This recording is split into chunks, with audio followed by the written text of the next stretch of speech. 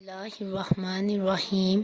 شروع اللہ کے نام سے جو بڑا مہربان نہایت رحم کرنے والا ہے۔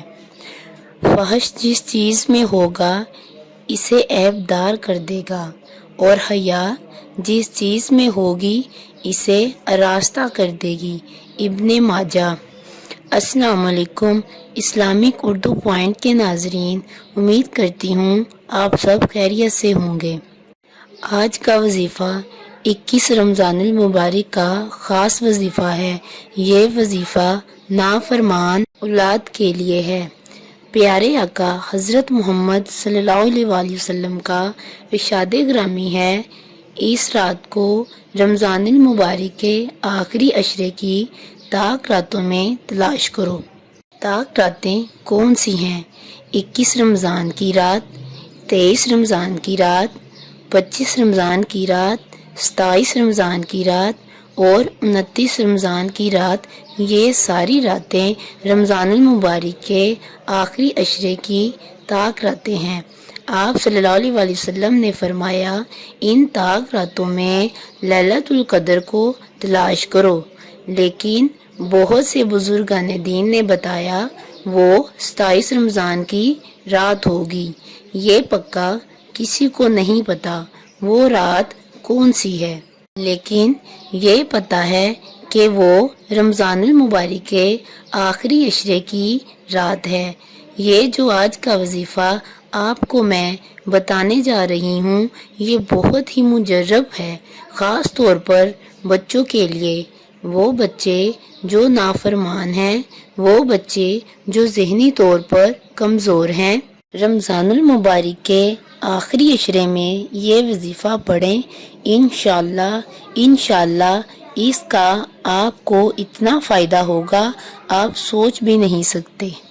اگر آپ کے بچے نافرمان ہیں تو فرما بردار ہو جائیں گے، اگر ذہنی طور پر کمزور ہیں تو انشاءاللہ ان کا ذہن اتنا زیادہ مضبوط ہو جائے گا آپ سوچ بھی نہیں سکتے۔ تو چلیے میں آپ کو وظیفہ کے بارے میں بتاتی ہوں۔ پڑھنے کا طریقہ اچھی طرح سن اور سمجھ لیں۔ آپ نے رمضان المبارک کے تیسرے عشرے کی اس طاق رات میں یعنی 21 رمضان المبارک کی رات کو مٹھی بھر چینی لینی ہے۔ چینی اتنی ہو جس کا کچھ دنوں تک استعمال ہو سکے۔ چینی لے کر تنہائی میں بیٹھ جائیں۔ چینی کو برتن میں ڈال کر سامنے رکھ لیں۔ مغرب کی اذان سے لے کر فجر کی اذان تک کسی بھی ٹائم آپ یہ وظیفہ کر سکتے ہیں۔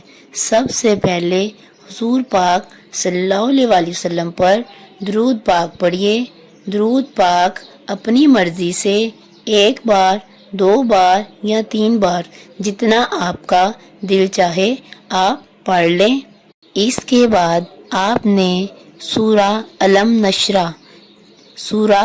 نشرہ اس کو 11 بار پڑھنا ہے۔ سورہ کو پڑھنے سے پہلے بسم اللہ پڑھیں، اس کے بعد اس کی تلاوت کریں۔